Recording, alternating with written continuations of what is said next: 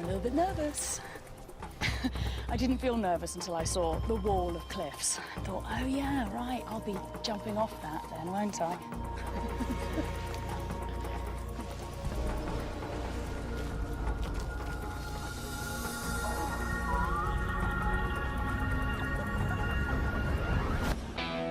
I'm Lucy Cook, and I love freaks. I am immune to cute. I do whatever it takes to seek out the world's strangest creatures in the wildest places. I'm on a mission to show you why nature's oddballs are truly the most amazing animals on Earth.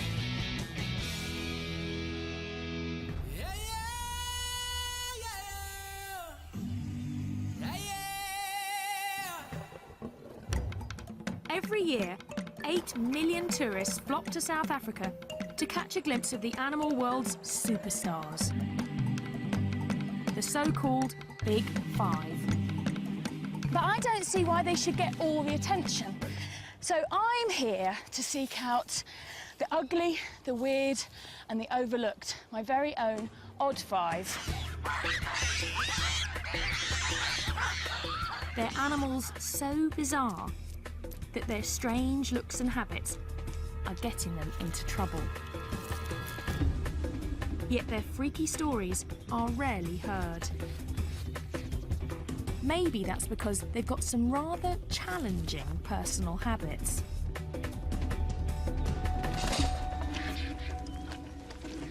Like vultures that feast on dead and sometimes decomposing bodies. That's half a cow. It's a little bit smelly as well, I should add. But this gruesome diet is now killing some Cape vultures.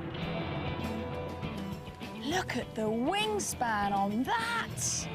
They're being accidentally poisoned. This couple takes in the victims and nurses them back to health. Here we go. Dinner time. Don't be alarmed if a whole bunch of vultures do come up to you. Okay. So they do bite. If the birds are going to grab you, the first thing they're going to do is your eyes. So I have to wear sunglasses and a cap to protect my eyes from being pecked out. But other than that, apparently they're very friendly. Carry on walking.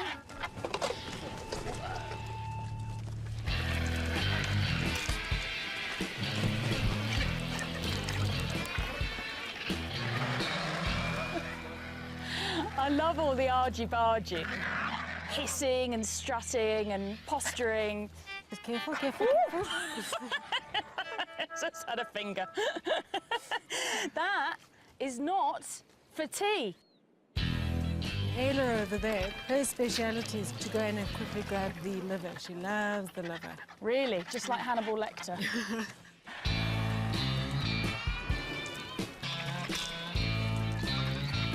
It's pretty obvious now why they have a bald head. It's to keep them clean when they're eating. Exactly. Yeah. They're actually very clean. They are. Every time they eat, they go and bath afterwards. They're a bunch of neat freaks, and they make life safer for everyone else. There could be anthrax, botulism, all sorts of nasties in that carcass.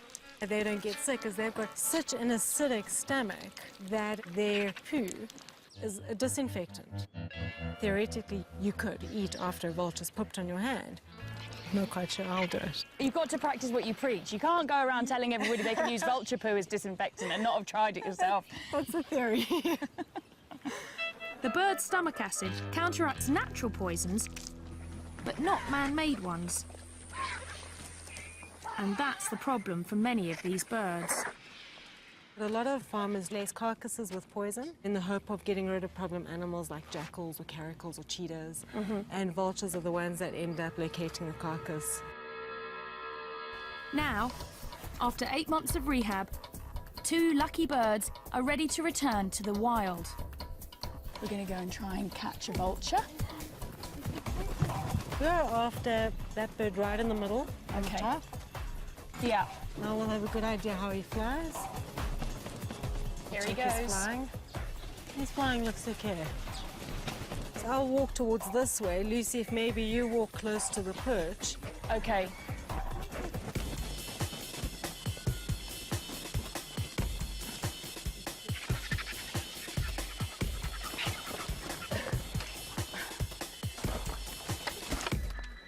Well, he's quite a small guy. Do you want to try and grab him? All right. From that way. That's Okay. it, yeah. And the most important part is not to let go of the head. That's the number one. Number one, don't let go of the head. They're very wriggly, so just... Very wriggly. Okay, I've got hold of it. Wow, it is wriggly, isn't it? Hold Whoa, there. it's so wriggly. Yeah. Okay, hold higher. You're going to hold it up against your chest. I'm going to clasp him. like that. And My keep hands his are quite head- small, Keep his so- head away from your face. Don't Okay, don't yeah, get at all too close. Okay, now you're going to hug him. So I'm going to pass him to you. You're going to kind of hug him. Okay. Okay, you okay there? Yeah, just. Whoa, he's strong. Okay. Have Vulture will travel. Going to turn into the narrow tar road. You follow that all the way up. We take our birds to a spot where they can join other Cape vultures in one of the last surviving colonies. These birds only live in southern Africa.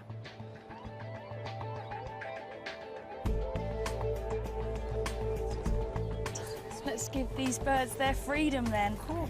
Here you go. Time to go. There you go. Look, it's time to be free. This whole area, it's all for you again. I can't really believe it. No. There we go. Straight off and heading for home.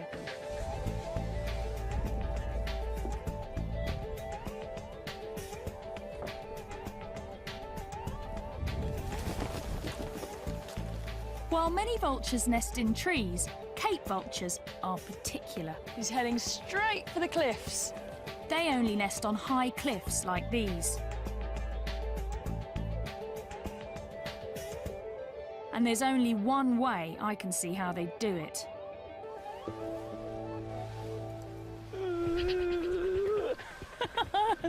I'm a little bit nervous. I didn't feel nervous until I saw the wall of cliffs. I thought, oh yeah, right, I'll be jumping off that then, won't I? Just about to jump off a cliff. What you get me into? That's Phil, my intrepid producer. Whoopah! Whoa! Oh my word! Oh my god!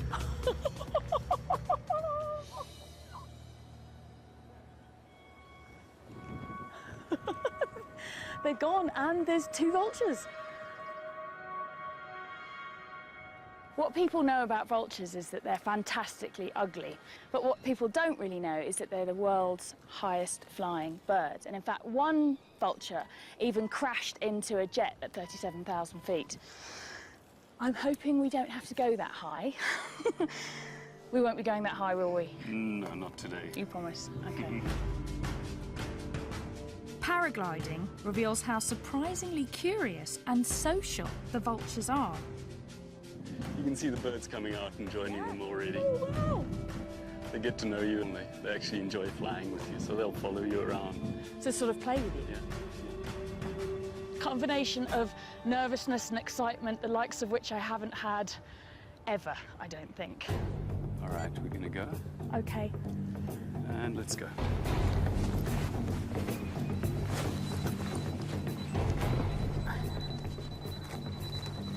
All right, and run. Run. Yeah.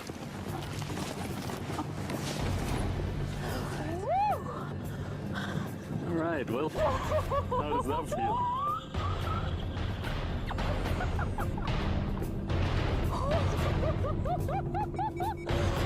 My knuckles are white.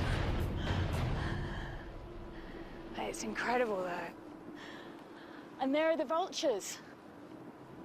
Oh my word. Wow, they are all around us.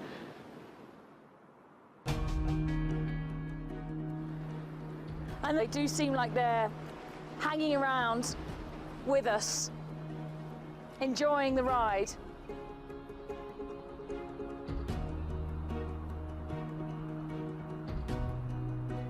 This is how you should see them to appreciate their beauty. And their extraordinary skills. So this is the perfect introduction to South Africa. South Africa is made up of all sorts of different micro-terrains, each with their own peculiar creatures. These cliffs are one of those unique hotspots.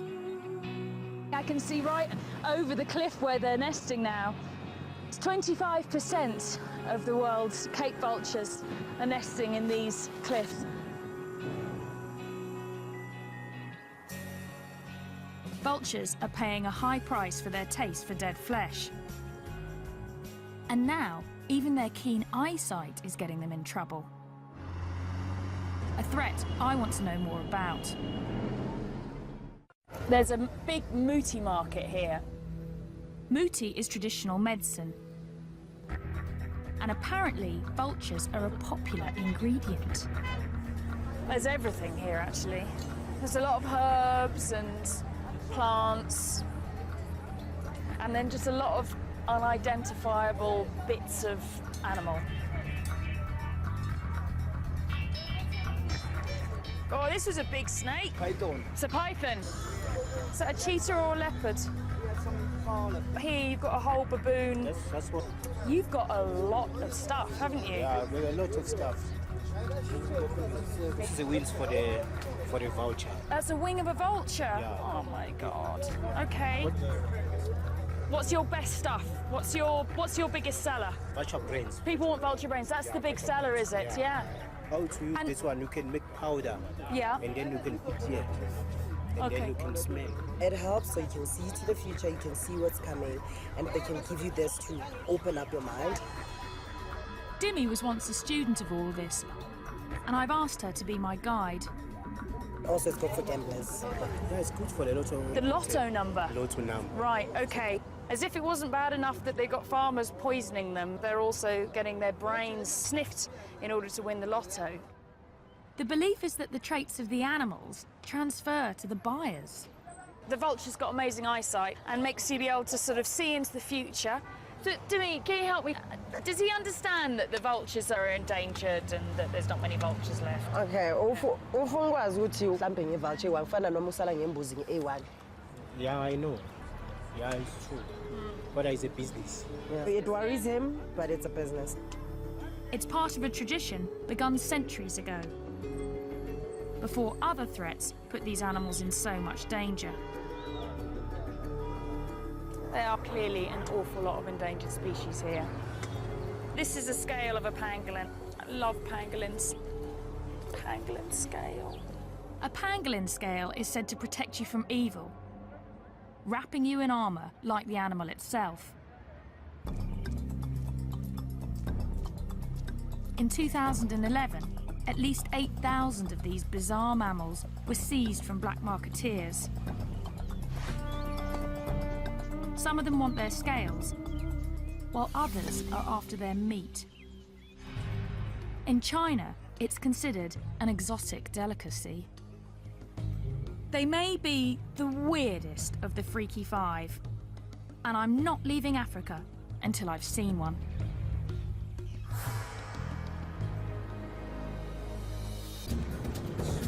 Finding a pangolin is turning out to be a real challenge. So I've been kidnapped by Louise Joubert. She's got my favourite animal. She's a pangolin, which is a funny little scaly anteater with a very, very long tongue and a very smelly bottom. But Louise seems determined for me to see the big five first. Obviously, you understand I wouldn't normally be interested in lions, but I'm actually quite scared to say no to Louise. They're big lions, aren't they? They're big. It's very easy to put your claws through there. Louise rescues and rehabilitates animals and then sets them free. Oh, we've got pangolins to see. Come on, we've got pangolins to see. Enough with the celebrity animals. Oh my word, it's a rhino. What's it? It's like, do you think my hand's food? Louise, I want to see the pangolin. I want to see the pangolin. Take me to the pangolin, please. wild dogs. What do you think, Munchkin, eh? What do you want? Do you want to go and join them? Do you want to go back to nature? No, definitely. Slightly mad place, really, isn't it? Louise has an amazing success rate. She's saved 4,500 creatures since 1993. Slightly nervous as to what's going to be inside. This is a very strange house. We've got funny little animals. And in this bedroom, we've got a load of ostrich chicks. Now I'm going to get to the pangolin. Yes. This is the pangolin's bedroom. This is the penguin's Pangolin's bedroom. got his very own bedroom. This is the penguin's teddy bear.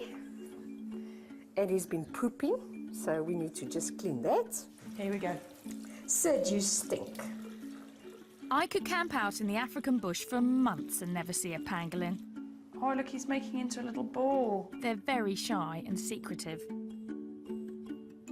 Sid, it's so fantastic to meet you. I've heard so much about you, and I have been desperate to meet you. Oh, he's so strange. His funny little ears. They've got very poor eyesight, apparently, but they've got a very keen sense of smell. And he's like a little pine cone, aren't you, Sid? Sid and his mother were seized from poachers. The mother showed signs of stress and Louise released her. Now she is Sid's mum and has to make sure he learns to survive in the wild. We're on our way to go and find some termite mounds because Sid needs to learn to eat termites. He's an anteater, termite eater. You reckon this is a good one? Pangolins are super specialised for eating termites, with sticky tongues as long as their bodies, and claws that can dig through concrete. Those termite mounds are really hard, so you can see why he needs to have these really big digging claws. We might have termites in there. Yes. Am I doing this right? Yes, there's the first termites coming out. There's one there. Ah, come on, yeah. I know you don't want to be eating his breakfast. Okay, let's try the termite, Sid.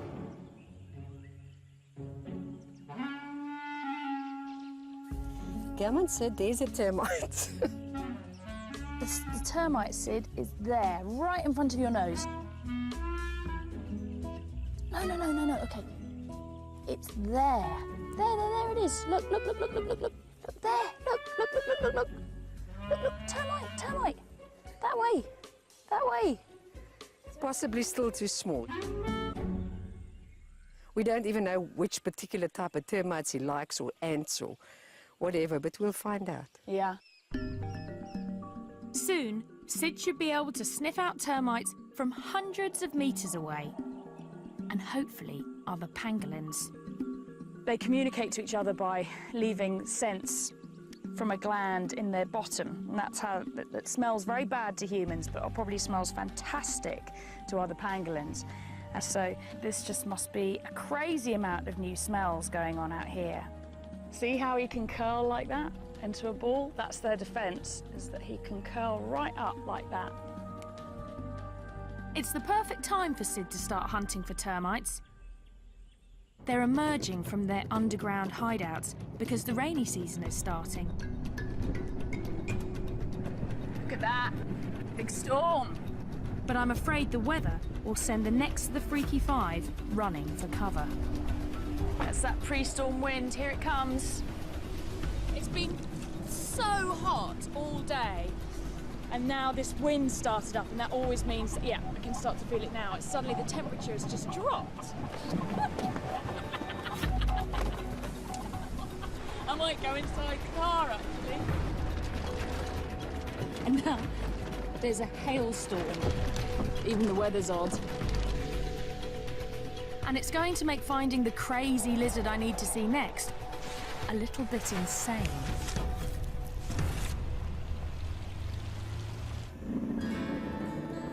Let's go find some sun gazers.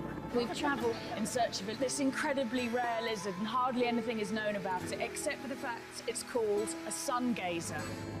That's a burrow. That's another burrow there. My guess is that means it likes to gaze at the sun. Oh, lightning! There's no sun gazers, but there's a lot of lightning. If we were looking for lightning gazers, we would have chosen the perfect day. Sun gazers sell for crazy sums on the illegal pet market. Rain! Rain! And I want to see what's making them so popular and getting them into trouble. The lizard guys are here. I've got 3 experts to help me coax a sun gazer out of its hole. He's shivering. It's shivering sheep. I know how you feel. Shivering, Lucky Lucy. Yeah, exactly. We can try and call them out, if you want. Do you do the call of the opposite sex? Yeah. You've got to have a very sexy call, haven't you, to get that sun gazer out of its hole today? It's coming out. No way.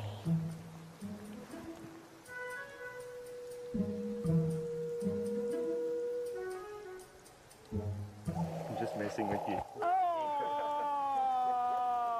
I was all excited. I did think it was weird. I was thinking to myself, in this bag, the holy grail, the famous sun gazer lizard. Wow, he really made that noise? I'm thinking, well, I don't know, I'm in South Africa, I've never been here before. It's like anything could happen, but... Luckily, the lizard men have some they're studying that they want to release. He's cool. Look, he's so thorny. She. Look at her. These sharp spikes help make the sun gazer a hit in the pet trade. They're there for protection. These spines, these are the occipital spines, and these are what they stick into the roof of their burrows, so they can't be dislodged. I see. So their defence is to sit in the burrow with the head down, the tail sticking out, and then if a meerkat or something comes along and tries to yank one out, these spines around the head yank on, and then they can't pull them out. The burrow's also for defence. And we want to return this girl to hers. There it is. This one's a really nice hole. I would like to live in there. Would you?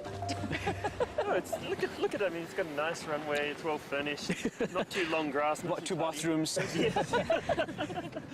These guys want to learn as much as they can because no one knows how many are left in the wild. This lizard is only found in this tiny area, isn't it? They're found only in the South African highlands. They're very rare. They look incredibly fierce, but they're really very passive and easy to handle. It's a recipe that some exotic pet owners can't resist. Look at these spines and look at these spikes. They're like living dragons, really. There's nothing else that looks like this. Apart from you this morning when you turned up with your hair, actually. You looked quite like you'd styled yourself like a sun gazer. You know, you say owners start looking like their pets. You start looking like your study animal. Yeah. OK, well, listen, madam, you're going to go off and you're going to find yourself a boyfriend and make lots of little baby lizards. Go! On your marks. Get set. Go! Go on, girl. Go on. Yeah. You like lizards quite a lot though, don't you, Shiv? Very much. Yeah, because I've seen your earring. It's a bit of a giveaway. Yeah. When you get into a project like this, you want to be the saviour, kind of. I think you'll be the saviour of the lizards. Well, I hope so.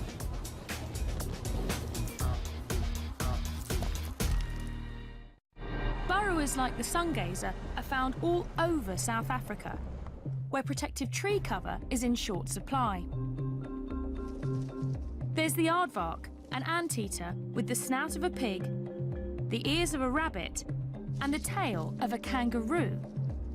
They can weigh as much as a human. Aardvark burrows are often taken over by the honey badger. But the honey badger doesn't give a damn. He's such a badass.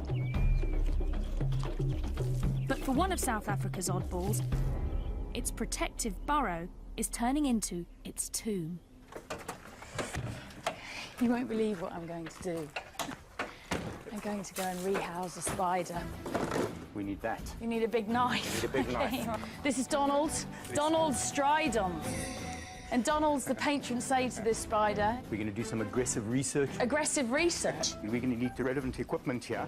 Donald served in the South African Army and is ruthlessly efficient. Don't want to leave anything behind. You don't want to leave anything behind, no. We're stuck in the bush somewhere. The spider we're after is known as a tarantula in most of the world.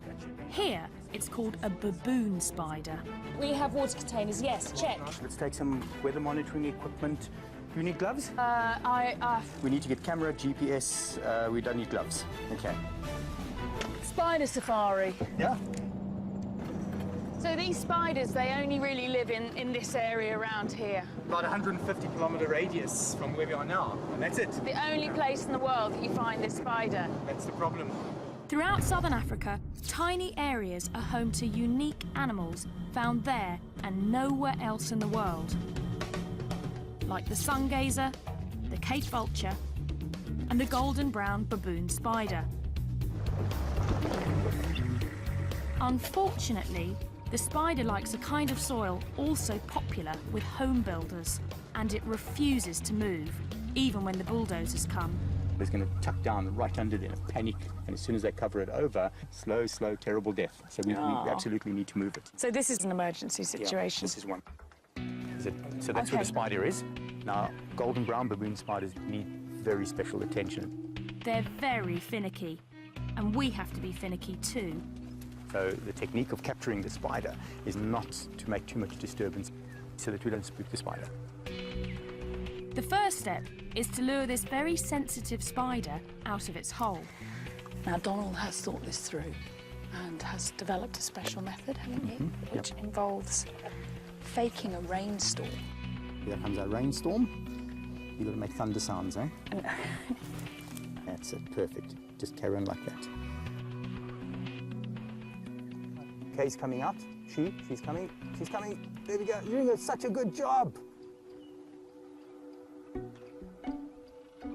So there she is. South Africa's fussy freak emerges. Okay, so Donald's actually blocking its entrance with the knife so that it's now trapped in its porch, basically. It's probably about a 15-year-old spider. 15-year-old spider? Who knew? In 15 years, she hasn't really left that burrow. Wow, okay, so this is a big moment for this spider. Try and get this with my camera. You've got to be so gentle with them. The hair is covering the body. Every about 20th hair is a sensory hair, so they touch things and feel things with that. Here, there we go. Beautiful. She's lovely. Wow.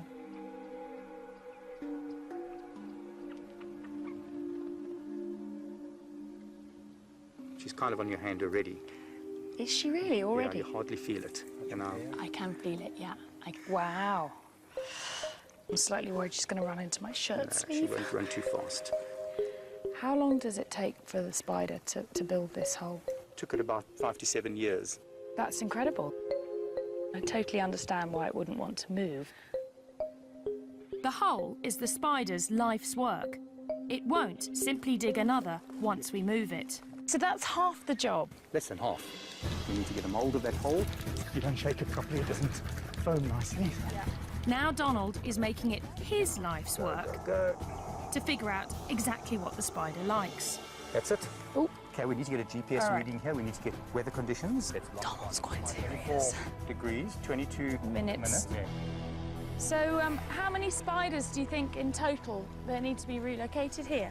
Well, looking at the map and how many houses are going to be built here, with each house there could be at least maybe 2 or 3 spiders. So multiplied by 200, 300 houses. It's a lot of work. Donald could end up doing this 1,000 times. Meanwhile, our finicky baboon spider still needs a new home. We should use this area. This is our spider's home. This is what was underneath. And we're going to start making a hole for her in the hope that she'll continue and make the rest of the boot. Yep, exactly. Okay, so what direction? We were 24. What do you say about that spot? Donald has learnt to be as fussy as a spider, having to try and rehouse. How many have you tried? And I hate to say failed, but I mean it's... Probably about close to 50 that we've worked with. 50, yeah. 50. Of the 50 spiders, just one has accepted its new home. Right. We have a whole bunch here that we have in captivity. They're all waiting for homes. So until we find what the recipe is. And you've got to be very careful about what you're doing here, ma'am. Really? Lucy, yeah, you're scraping the hole wider and wider. That's no good. You see what you've done there? You've messed it. I have... Oh my God, I've ruined it. So I have to start a new hole. Okay, now look what I'm doing. The spoon has been taken away from me and handed back to the master. There's only one master, and that's the master. Such love. Would you like to do the honours? I would love to do the honours. So I'll just put it straight into your hand. Okay. She is a really beautiful spider, actually. Okay, so I'm going to try her face first. Let's see if she accepts it. Look, new home. You just realise there's something there. There's something there. So you can just guide her. You'll have to guide her because it's not her home. She can Go accept into it. your hole. Hey, she's accepting it. Well done. Excellent. That's so cool. I'm so happy. If all goes well, she'll be here for another decade, where her reclusive life won't get her into any trouble. Well, only another 999 to go. I'm betting Donald will move every single one.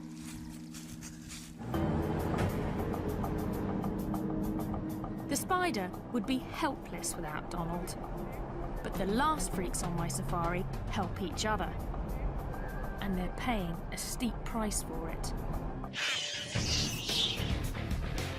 They're bold creatures, far stronger and more agile than humans, with fangs longer than a leopard's. But it's the Chacma baboon's brain power that gets him in trouble.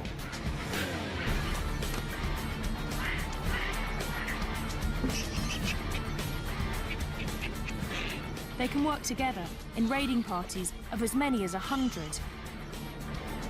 Not the kind of creature you want to come home to. Unless you're this guy. Yeah, that one looks like he's really quite pleased to see me. The penal display. Just go inside. Go inside? Yeah, okay, all right. Hello, guys. Matthew and I are becoming friends, aren't we, Matthew? Yeah? Look at You like what you see? When baboons clash with humans, Bob rescues them. Hey, you are a naughty baboon. Yeah, you are a naughty baboon. Yeah. I've only just met Bob, but he seems to be half baboon himself. I've been crapped on. Oh, God. Once you're back home, you're going to miss the smell. Really? Do you know what, Bob? I struggle to believe that. So where did these babies come from? Matthew had been saved from a tribal medicinal trade. Others were orphaned when their mothers were shot. They've had a narrow escape, haven't they? Today, many of Bob's baboons are supposed to go back to the wild. But it's something he's never tried to do before. I'm going to help relocate almost 20 baboons. It's an event Bob has worked towards for decades, as he's learned to forge rescued animals into one cohesive troop. It's a massive day for Bob today. Like a sort of baboon wizard, he's collected a group of unloved baboons that have all come from different horrific situations and rehabilitated them here. And today's the day that we're going to dart them and move them to their new enclosure. It's the final step before these exceptionally smart animals are released for good.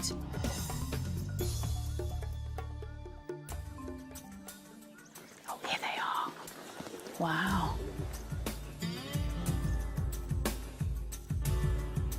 Look at these eyebrows now.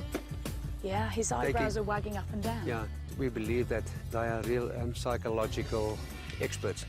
Make eye contact and they can read your soul.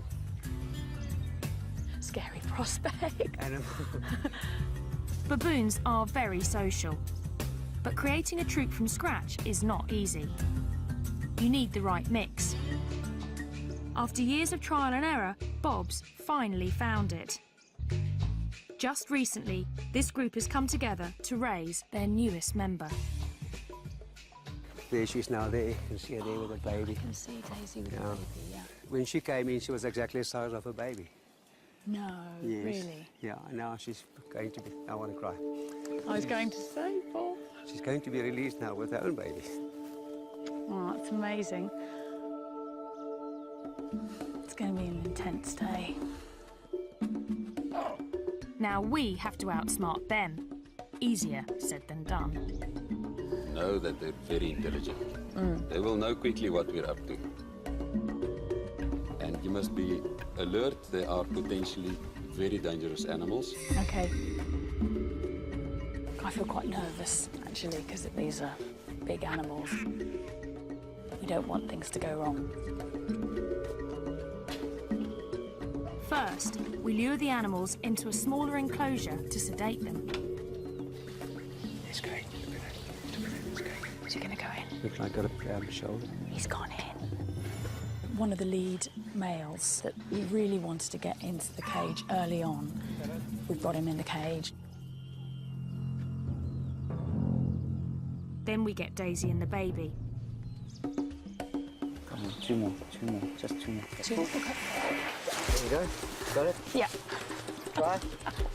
We've managed to get 8. 8. We've got 8.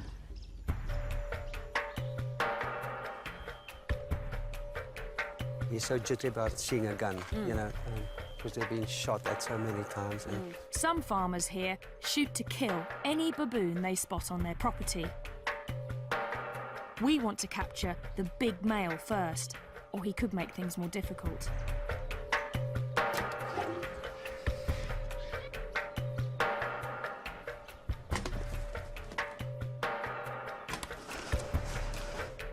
It's really tense. Go for it.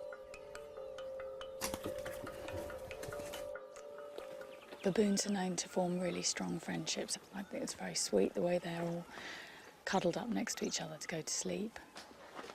Okay, so now they're under. It's safe for us to go in. To get to the sedated animals, the team has to enter the larger pen, where the rest of the troop is anxiously watching. We're going to get them out as soon as possible. But stand by, Lucy. If something happens, you must pull at the door. Okay.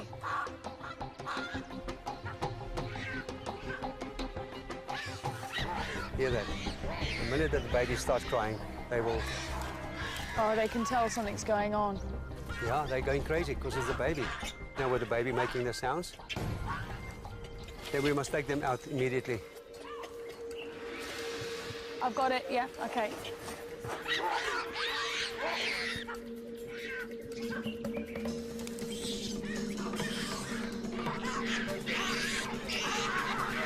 We take away their leader, and the troop really goes berserk.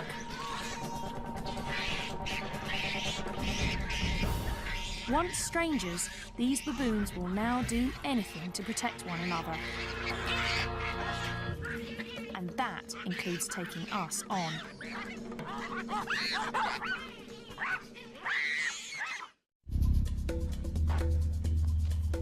It takes half a day, but we manage to sedate the troop. Okay, there you go, Bob. Let go. Yep, okay. He's left a message behind. Okay. Each gets a thorough medical checkup to make sure it's healthy enough to survive in the wild. It's a lot softer than you'd expect, given that they walk on their hands all day long. Baboons have evolved to forage on the ground because of southern Africa's lack of forest. Some think that's also why they have such huge canines, to fend off predators. Whoa, look at that. This is for the canine. If you feel the back part of it here, I will check. I can feel that. Behind that tooth is razor sharp.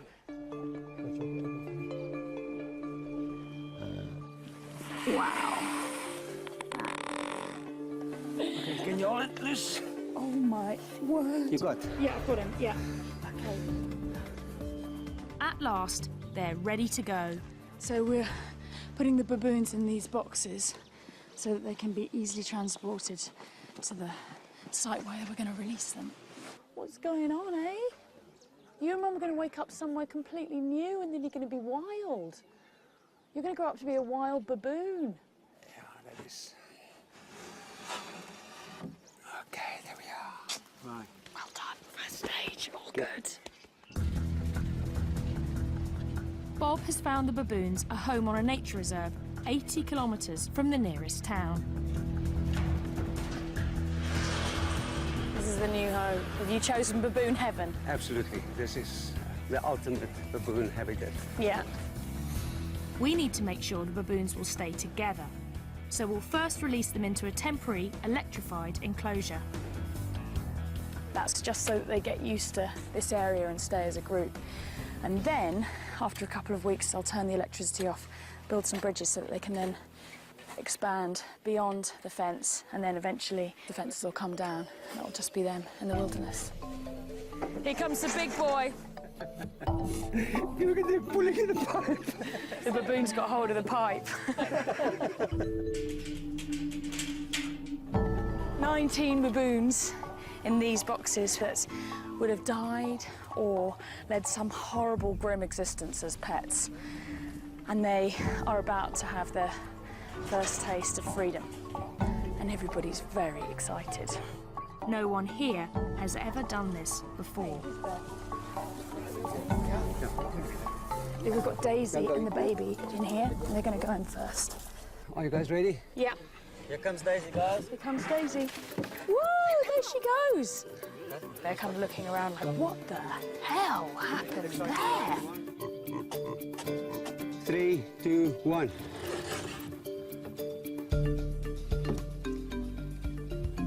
Look at that. Emotion is running very high. Yeah. There you go. Yes, look at that.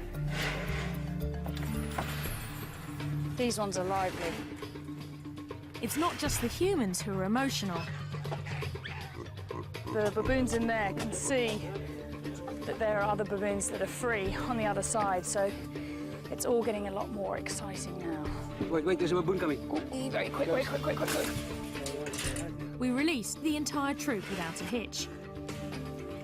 2 more happy customers. Well, almost the entire troop. He's not going quietly. We've got to get Matthew out. Whoa! Whoa! Are you ready, guys? This is the alpha. Look at that. He's the last one. The last one to go out. Yeah. Look at that side, Lucy. Look at them. They are all happy. They're really happy, aren't all they? the talking going on there. It's like the first step into the big world. Yeah. A new world for them, a new experience and freedom. Everybody thinks their society is based on aggression, but it just isn't, is it? It's not. It's not. It's about care. This is a group of animals that come from as far as 1,000 kilometres away from each other, and yet they form this incredibly tight family group now, and they'll do anything to protect each other.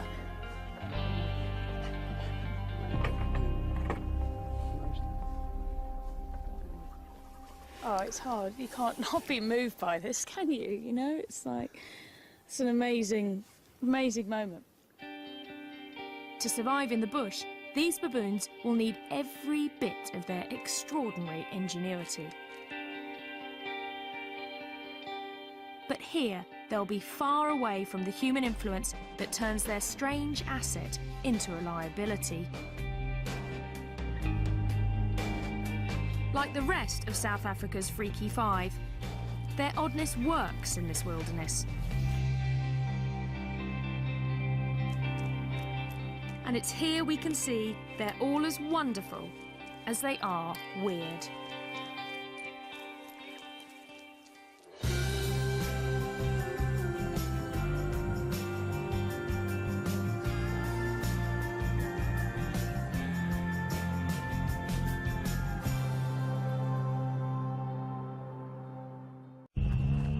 This is a relationship that breaks every rule in the book.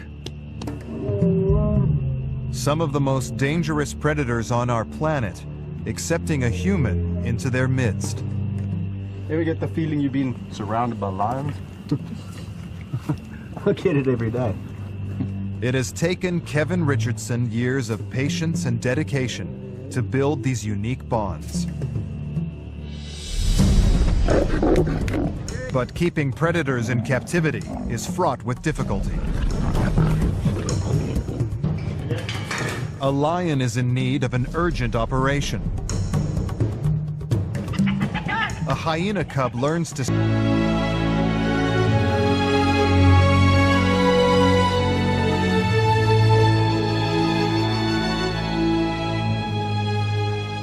Just when you think you've got everything in order, your whole world is kind of shattered.